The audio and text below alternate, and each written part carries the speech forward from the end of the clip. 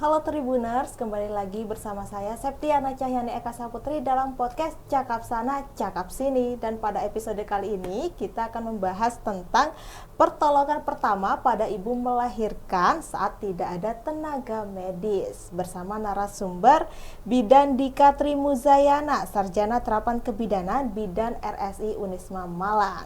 Selamat pagi Mbak Bidan. Selamat pagi Mbak. Ya, ini panggilannya Mbak Dika ya? Mbak Dika aja. Iya, Mbak Dika. Ya. Boleh disapa dulu dong Tribuners yang ada di rumah. Halo Tribuners Jawa Timur ya ini Ya, ya. Jawa Timur, mungkin seluruh Indonesia juga bisa. Seluruh Ya. bisa. Ya, pokoknya rekan-rekan Tribuners semua yang ada di rumah. Selamat pagi semuanya.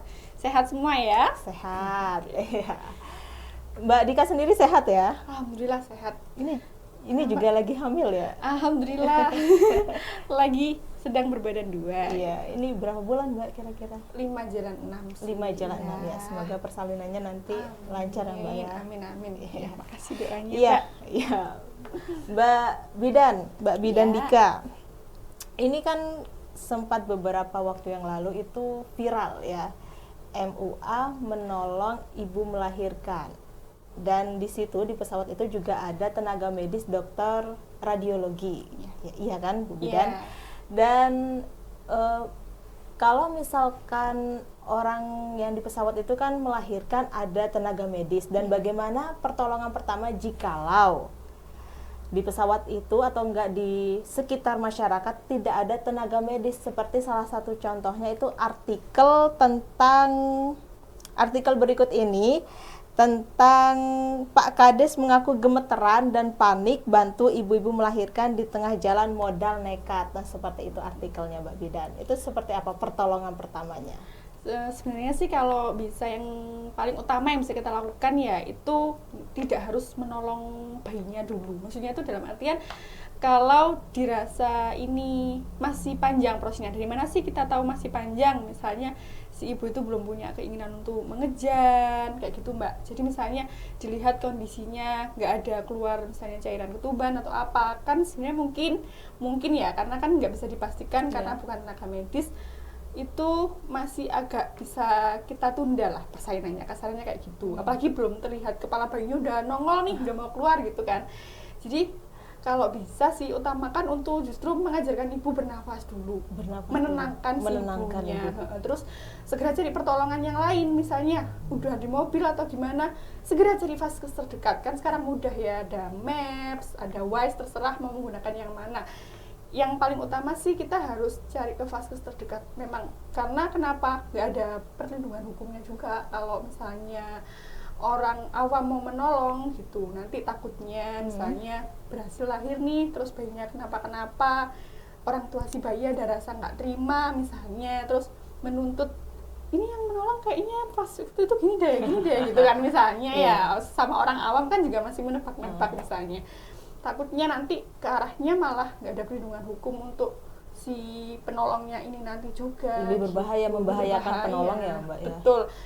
Dan prinsip utama dalam pertolongan persalinan sebenarnya ya aman penolong juga gitu, karena nggak tahu riwayatnya. Misalnya amit-amit nih ternyata kita niat baiknya nolong, tapi ternyata si pasien ini ada penyakit tertentu yang ternyata bisa menular dari darah gitu-gitu, malah kita sendiri kan nanti ibaratnya niat baik jadinya kita mendapatkan resiko yang tidak baik juga. Tapi misalkan sudah terdesak nih Mbak, ketubannya sudah pecah, terus kepala bayi sudah nongol, itu seperti apa Mbak? Misalkan tidak ada, benar-benar nggak ada tenaga medis di sekitar lingkungan, misalkan mau melahiran di jalan tol atau dimanapun gitu, seperti apa? Kalau kondisinya kayak gitu, yang pasti kita harus mengamankan lokasi dulu ya, kan kita nggak diupayakan tidak menolong di lokasi-lokasi yang berbahaya. Contohnya misalnya lokasi yang terlalu kayak di bis banget gitu loh. Jadi setidaknya di bis bisa cari yang lebih agak luas atau mungkin kursinya bisa digeser atau gimana.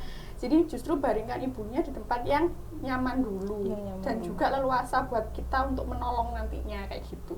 Dan tidak membahayakan janin juga. Misalnya di atas kursi dipaksa mengejar, bayinya lompat nih jatuh dari kursi, kan malah berabe ribet gitu loh ke kitanya kan. Jadi pastikan lingkungannya aman dulu, nyaman juga buat kita sebagai penolong, dan pastikan kita tidak sendirian gitu. Jadi maksudnya seandainya ada apa-apa pun kita ada saksi nih, oh kita loh sudah melakukan ini, misalnya membantunya baik segala macam. Terus yang terpenting upayakan ada kain bersih gitu. Jadi nanti misalnya bayinya udah memang keluar dengan sendirinya setidaknya, meskipun nggak kita pegang kita apa, karena melahirkan kan instingnya. Jadi bayinya bisa keluar sendiri otomatis kayak gitu. Ya segera aja bayinya kita keringkan. Kalau bayinya yang sudah nangis bagus, cukup dikeringkan aja. Cukup dikeringkan, nggak usah dilakukan apa-apa. Maksudnya kayak mau kita ikat apa tali pusat, nggak usah, biarin aja dulu. Yang penting bayinya kering, hangat, ganti kain dengan yang bersih, yang cukup menghangatkan bayi, taruh bayi di dada ibunya. Di bayi dada ibunya? Iya, jadi maksudnya memang agak kayak kelihatannya kurang sopan sih kalau kita buka-buka kancing gitu ya, tapi emang paling sederhana itu taruh di dada ibu. Itu memang ada salah satu metodenya dalam proses persalinan, namanya itu IMD, inisiasi menyusu dini. Jadi memang kalau memang bayinya bagus, dilihat normal, ibunya juga bagus, biarkan aja dari pusatnya dulu, keringkan bayinya, taruh di dada ibu, selimuti. Pastikan semuanya hangat, segera cari vaskes terdekat. Vaskes terdekat. Tetap kuncinya adalah cari vaskes terdekat gitu. Karena sebagai orang awam kalau kita malah potong plasenta segala macam, takutnya terlalu beresiko. Jadi dibiarin aja. Biarin aja. Tapi kalau misalkan orang yang mau menolong belum memotong tali pusatnya itu dibolehkan nggak sih dibiarin aja gitu Mbak Bidan? Boleh. Kalau memang ibaratnya kita lihat lingkungan juga nggak ada alat yang bisa kita gunakan. Kalaupun ada misalnya ada gunting nih, tapi guntingnya misalnya harus khusus memang khusus. Semua peralatan yang kita gunakan untuk menolong persalinan harus dalam kondisi steril dan khusus. Kalau kita pakai asal gunting kertas atau gunting apa, takutnya sterilitasnya kurang gitu, nanti malah membahayakan ke si adik bayinya itu sendiri. Jadi dibiarkan aja. Karena ada teori-teori, sebenarnya nggak baru-baru amat sih teorinya gitu, cuma penerapannya belum banyak diketahui banyak orang. Itu namanya delay umbilical cord clamping ya, jadi itu nanti si plasentanya atau si tali pusatnya itu kita biarin aja dulu gitu. Sampai kering? Sampai aliran darahnya biasanya cukup, nggak harus kering banget. Tapi kan memang kalau di luar negeri ada sih yang dibiarkan sampai dia misalnya lepasnya seminggu nih, dibiarin aja seminggu. Jadi ari-arinya bahkan sampai tali pusatnya itu dibiarin kering, nanti dia lepas dari bayinya baru dikubur atau diapakan terserah gitu. Cuman kalau di kita takutnya melakukan hal itu tuh karena lingkungannya kita nggak bisa menjamin juga, resiko infeksi juga masih cukup besar lah, kita belum cukup memadai untuk sampai ke situ. Tapi kalau secara misalnya sederhananya bisa lah ditunda dalam waktu misalnya 1 jam 2 jam, nggak ada masalah, dibiarkan aja. Nanti tali pusat itu kan kelihatannya kalau baru lahir, kalau mbaknya pernah nih misalnya, itu kayak masih seger banget, itu ada aliran darahnya, jadi masih berdenyut karena ibaratnya itu kayak jantung makanan si bayi, semuanya itu dari situ. Malah bagus juga sih, jadi mengurangi resiko anemia pada bayinya kayak gitu-gitu. Jadi kalau menurutku nggak ada masalah, mau misalnya ditunda pemotongannya mau berapa lama pun nggak ada masalah, yang penting bisa menjamin, nggak dipaksakan misalnya area-nya ditarik keluar dulu atau gimana, nggak apa, biarin aja di dalam ibunya dulu, cari pertolongan terdekat 1-2 jam, nggak ada masalah. Nggak ada masalah ya. Berarti tadi kalau misalkan kita ngasal memotong tali pusat itu bisa menimbulkan apa tadi, anemia? Kalau ngasal motongnya pasti resikonya yang paling utama infeksi dulu. Infeksi dulu. Dan infeksi itu kan gejalanya nggak yang tiba-tiba kelihatan nih gitu. Jadi malah infeksi itu bisa berkelanjutan dulu. Misalnya dia baru ada gejala infeksinya setelah 3 hari nih, kok bayinya jadi lemas, jadi rewel, jadi misalnya nggak mau nyusu, demam tinggi atau segala macam, resikonya tuh baru muncul beberapa hari kemudian kayak gitu. Jadi malah mending nggak usah dipotong, jadi dibiarin dulu. Toh misalnya pun plasentanya atau ari-arinya itu udah keluar dari rahim si ibu, udah di luar, udah yang penting kita bungkus aja dulu dengan kain bersih, atau misalnya ada kantong plastik yang baru, udah masukin aja plasentanya ke situ, tapi tetap dibiarkan menyambung ke si bayinya. Nanti pas nyampe vaskes baru itu urusan misalnya bu bidannya atau perawatnya atau dokternya untuk motong itu, karena nanti kalau salah mengikat pun, misalnya nggak dipotong tapi diikat aja, nggak kenceng ikatnya atau malah terlalu pendek, terlalu panjang, itu juga bisa resiko perdarahan. Gitu. Tapi kalau misalkan proses pemotongan tali pusat yang benar tuh seperti apa sih Bu Bidan? Kalau tali pusat yang benar, kalau kita mengacu pada teori pertolongan persalinannya ya kan ada asuhan persalinan normal namanya. Itu biasanya dipotong 1-2 menit pasca bayinya lahir gitu. Jadi nanti potong itu sekitar 2-3 cm dari perut si bayi. Jadi yang kita utamakan perut si bayi dulu, kita ukur 2-3 cm. Kita pasang misalnya talinya, bisa pakai tali. Kalau sekarang yang terbaru itu kan ada klem kayak plastik, jadi non reusable, jadi cuma satu bayi satu klem itu. Nah itu kita klem, dan itu sudah pasti tidak ada aliran darah lagi, nggak ada perdarahan.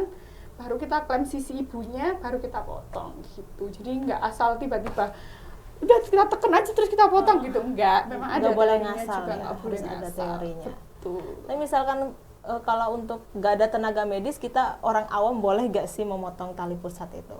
Seperti contohnya kasus yang kemarin itu viral di media Sebenarnya sosial. tetap nggak boleh ya. Nggak boleh. Iya, maksudnya nggak boleh. Apapun intervensi yang diberikan kepada misalnya ibu bersalin itu kan sudah ada aturannya, kayak gitu, dan ada pelatihannya khusus segala macam. Ya itu tadi banyak resiko yang misalnya bisa terjadi kalau itu dilakukan sama orang awam itu sendiri. Jadi kalau saya misalnya pun orang awam, saya mengamankan diri saya sendiri dulu, apalagi paparan darah dari si ari-ari atau tali pusat ini kan juga banyak, besar gitu, terlalu beresiko untuk melakukan hal tersebut. Bener. Berarti dibiarin aja ya Mbak ya, Biarin jangan aja. ngasal. Iya, sudah mending kalau memang mau niatnya menolong, tolong bayinya dulu aja, maksudnya keringkan aja kayak tadi saya bilang itu aja, kayak gitu, nggak ada masalah dari situ. Iya Mbak, tapi misalkan kalau kasusnya ini misalkan ada ibu melahirkan di rumah sendirian Mbak, gak ada keluarga, itu gimana Mbak? Kalau untuk misalnya ibu-ibu nih kan orang melahirkan tuh nggak yang ujuk-ujuk wah tiba-tiba bayinya nongol nih gitu kan, enggak, maksudnya ada proses melahirkan itu prosesnya banyak, misalnya dari keluar flek dulu misalnya, terus atau kenceng-kenceng dulu perutnya, kaku-kaku dulu. Apalagi misalnya anak pertama itu kadang orang itu kaku-kakunya mulai sekarang lahirnya seminggu lagi tuh ada banyak, maksudnya tuh jadi nggak yang tiba-tiba ujuk-ujuk nih bayiku udah lahir gitu, enggak, jeng-jeng, surprise gitu, enggak gitu kan. Jadi maksudnya tuh prosesnya tuh panjang. Jadi kalaupun misalnya sendirian di rumah, tetap kita itu selama hamil kita itu harus mawas diri, maksudnya kita mengenali diri kita nih sendiri. Terus kita harus tahu hotline atau nomor siapa yang bakal kita hubungi, misalnya oh suamiku kerja, yang terdekat itu siapa. Terus misalnya adanya tetangga, ya sudah minta tolong tetangga, rasa kencengnya kok makin sering, kok udah nggak ketahan, mending ke tetangga minta tolong diantar ke vaskes terdekat atau gimana. Kalaupun memang terpaksa bayinya udah lahir banget nih, udah nggak nahan, kadang kecenderungan nggak bisa nahan tuh ada di anak ketiga, keempat, kelima, kesekian gitu ya. Misalnya kan kayak yang kata orang dulu bersin aja lahir nih bayinya gitu kan, salahnya itu mending apa ya, kayak tetap minta pertolongan sama tetangga. Kalaupun udah lahir bayinya tetap lakukan kayak awal tadi aja, keringkan, pastikan ibunya itu cukup baik, cukup sadar, kasih minuman manis ataupun cemilan atau apa, segera bawa ibu dan bayinya untuk ke vaskes terdekat gitu. Iya, tapi kasusnya, kalau kasusnya beda ya Bu Dokter. Ini kan kasusnya Bu Bidan. Mbak Bidan. Mbak Bidan, kasusnya kalau misalkan orang wanita hamil itu dari hasil, mohon maaf ya Tribunas, hubungan gelap. Nah itu pastinya kan nggak akan memberitahu siapa-siapa, tahu-tahu melahirkan sendiri. Itu kan pasti ada faktor resiko bagi ibu dan bayinya. Itu seperti apa Bu Bidan, Mbak Bidan? Kalau sebenarnya saya pernah mengalami beberapa kasus sih, kayak misalnya mahasiswi yang dia terlalu takut untuk membilang siapa-siapa, kayak kata Mbak tadi, akhirnya lahir di kos-kos dan segala macem. Pada akhirnya malah banyaknya tuh lari ke bayinya tidak tertolong itu tadi, karena kan maksudnya dia nggak bisa mengkontrol dirinya sendiri, dia cuma punya insting buat melahirkan tapi kontrol instingnya yang tidak ada gitu. Kalau dari situ sih kebanyakan pada akhirnya tuh terlambat pertolongan. Jadi terlambat itu dalam artian bayinya udah, bayi itu kan gampang hipotermi ya, jadi kayak bayi itu sistem pengaturan suhu tubuhnya itu masih belum kayak kita orang dewasa yang kalau panas keringetan nih, dingin kita langsung ngerasa menggigil. Nah kalau bayi itu nggak ada kayak sistem kayak gitu, jadi kebanyakan mesti bayinya nggak tertolong. Jadi tapi misalnya beberapa bayinya tertolong pun itu karena ada respon dari teman-teman sekitarnya, curiga kok anak ini biasanya jam segini tuh keluar gitu lah, minimal ke kamar mandi atau apa. Jadi kalau kita dalam satu lingkungan kos-kosan, kita nggak bisa 100% apatis sama tetangga sekitar kita gitu. Jadi kalau ada menemukan kasus kayak gitu pun, ya segeralah untuk gimana caranya cari pertolongan juga yang menemukan ini untuk pertama gitu. Apapun teriak dulu. Sambil kita misalnya melakukan, misalnya mbaknya nemu nih, aduh gimana aku harus ngapain, teriak dulu aja, tolong. Jadi kan orang lain mendengar sambil mbaknya datengin si ibunya itu tadi, ya tetap lakukan pertolongan awal kayak tadi aja. Cari apapun, kaos apa terserah, pokoknya yang terdekat, yang kering, yang sekiranya bisa membantu mengeringkan bayinya.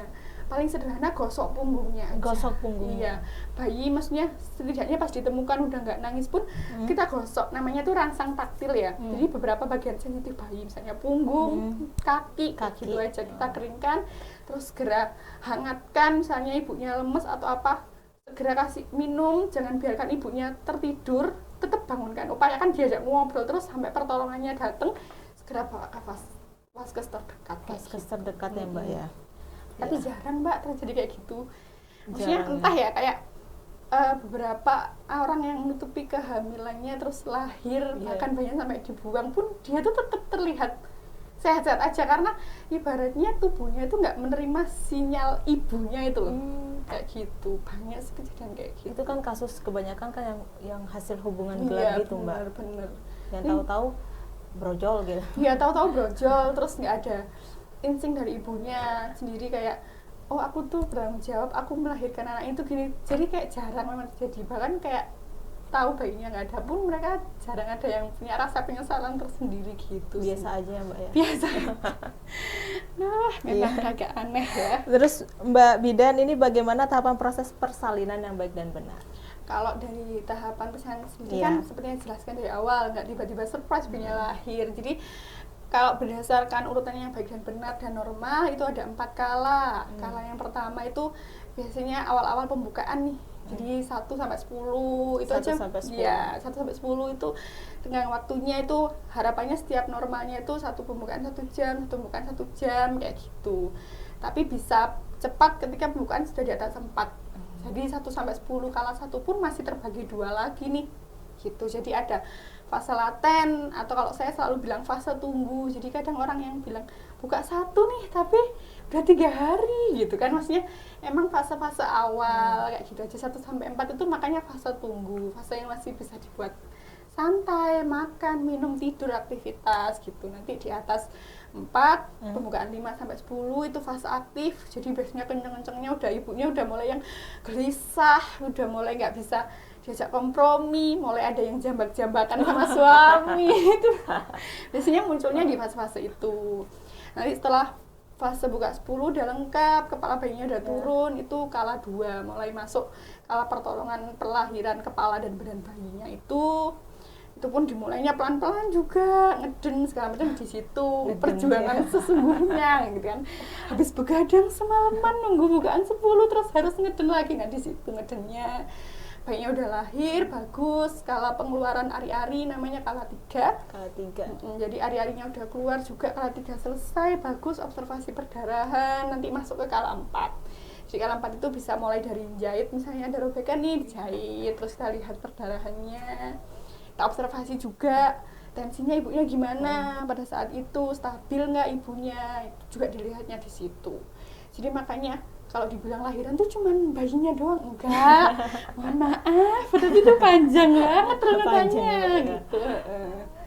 Gitu sih Mbak. Itu yang normal ya Mbak, beda dengan normal. sesar. Iya, beda dengan sesar. Kalau sesar kan nggak harus nunggu ada pembukaan lagi, tapi kalaupun memang tidak ada indikasi, sebenarnya lebih disarankan untuk normal dulu. Ya karena proses penyembuhannya kan lebih cepat normal. Tuh, sesar tuh nanti penyembuhannya masih agak lama, belum lagi kerjasama antar suami istrinya ini juga harus hebat sekali.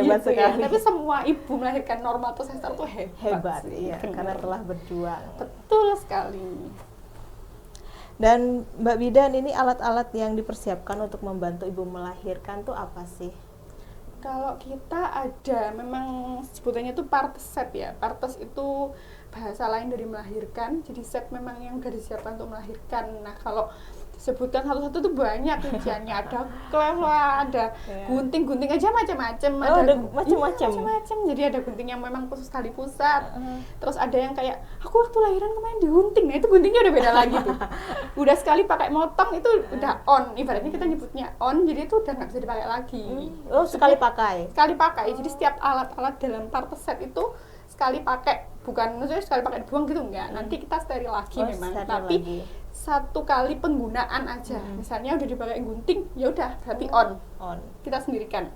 Biasanya kita siapkan bengkok ya. Jadi bengkok itu buat naruh yang udah kotor gitu. Jadi udah dipakai ngeklem, udah kena kontak dengan pasiennya, udah kita taruh gitu. Banyak, ada klemnya, ada guntingnya, terus ada juga untuk mecah ketuban itu alatnya beda lagi gitu. Jadi memang ada dalam satu set itu sudah macam-macam nih, ini buat runtutan misalnya, ini buat ini itu ada sendiri-sendiri kayak gitu. Jadi makanya kalau pun asal menolong, asal memotong segala macam kan, yang kita lakukan itu nilai dari sterilitas itu sendiri. Karena kalau bisa proses persalinan kan diutamakan menggunakan alat-alat yang steril. Untuk mencegah resiko infeksi, karena pembuluh darah yang terbuka itu banyak banget. Jadi orang ibaratnya tuh kalau mau infeksi datang tuh tinggal wah udah dibukain pintu gitu. Ya, jadi makanya harus benar-benar terjaga. Harus benar-benar terjaga ya. Nah, Mbak Bidan, ya. Agak tipe.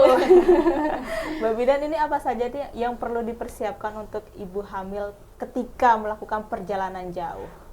Kalau perjalanan jauh, dari saya sih tipsnya yang pasti mengenali diri sendiri dulu. Maksudnya kehamilannya seperti apa, dalam kontrol nih dari awal kita kontrol, ngikuti kehamilannya.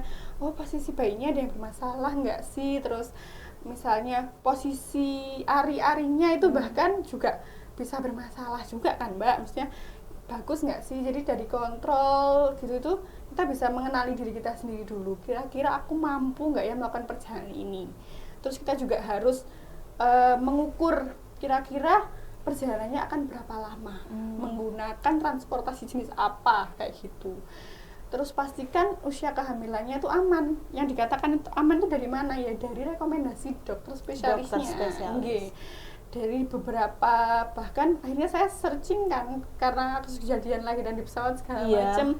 Sebenarnya maskapai itu sudah menetapkan loh usia mana-mana aja yang aman untuk terbang ya. Terus ada surat rekomendasi dari dokter objinnya, itu kan juga dilihat. Masalahnya tuh nggak cuma misalnya kita periksanya ke bidan nih, tapi kita mau terbang, bidan itu belum ada wewenangnya untuk mengeluarkan surat rekomendasi terbang itu. Jadi memang tetap harus kembali ke objin lagi untuk membawa surat rekomendasinya itu. Terus dari situ kita juga harus tahu, misalnya perjalanannya ternyata darat nih, terus mbaknya mau pulangnya ke Jogja 5 jam gitu ya. Kira-kira dalam 5 jam perjalanan tuh harus tahu misalnya melewati beberapa fasilitas kesehatan tuh apa aja. Misalnya rumah sakit terdekat yang misalnya lewatnya Solo ini rumah sakitnya apa ya, Ngawi rumah sakitnya apa, segala macam itu paling enggak mbak harus tahu lah. Fasilitas kesehatan terdekatnya itu mana, lokasinya bagaimana, terus perjalanannya akan seaman apa, senyaman apa, menciptakan lingkungannya itu. Pastikan tidak melakukan perjalanan sendiri, itu yang paling utama. Harus didampingi ya? Harus ada pendamping. Kalau saran saya tetap bawa pendamping. Maksudnya beda, kita mau perjalanan sendiri dan ada pendampingnya itu beda nantinya. Yang membuat beda artinya itu kita kan kalau butuh apa-apa pasti lebih nyaman ngomong ke memang saudara atau apa. Kalau kita sendirian kan ini sebelah, kira-kira kalau aku ngomong gini gimana ya kan, jadi banyak pikiran kayak gitu. Cuma mengamankan dirinya, tidak melakukan perjalanan sendirian, melakukan perjalanan tetap di usia kehamilan yang aman, memastikan kondisi kehamilannya juga bagus. Yang pasti tidak melakukan perjalanan di usia kehamilan akhir. Dalam artian bayi itu bisa lahir sewaktu-waktu setelah 37 minggu. Jadi kalau misalnya, aku kerjanya di Malang nih, tapi rumahku di Jogja tadi itu. Nah, kapan sih aku harus pulang? Kalau bisa sebelum 36 minggu itu sudah harus pulang. Kenapa? Karena di atas 36 minggu terlalu beresiko untuk melakukan perjalanan jauh. Karena kontraksi bisa datang sewaktu-waktu, adik bisa lahir dimanapun. Sebenarnya usia berapapun itu tidak ada kata yang benar-benar 100% aman nih buat ibu hamil gitu. Tapi itu bisa dipastikan dari pemeriksaannya tadi. Cuman memang tidak disarankan. Biasanya orang-orang liburan pun mau naik pesawat itu kan lebih direkomendasikannya di trimester 2, usia 14 minggu sampai 28 minggu itu. Di atas itu mending lebih banyak istirahat di rumah. Kalaupun mau mudik mending lahiran dulu aja, mudik pasca melahirkan itu jauh lebih aman. Maksudnya kayak aku maunya tuh pulang kampung selama aku cuti melahirkan, jadi lebih aman lahiran dulu setelah itu pulang. Gitu sih kalau dari saya. Tadi kriterianya sudah disebutkan ya Mbak ya, Iya. kriteria ibu hamil untuk melakukan perjalanan jauh. Iya, pasti ada usia kehamilan aman. Mengenali dulu kehamilannya, adakah penyulit dalam kehamilan tersebut. Terus memastikan tidak melakukan perjalanan sendiri, ada surat rekomendasi dari dokter objinnya. Iya, kayak gitu.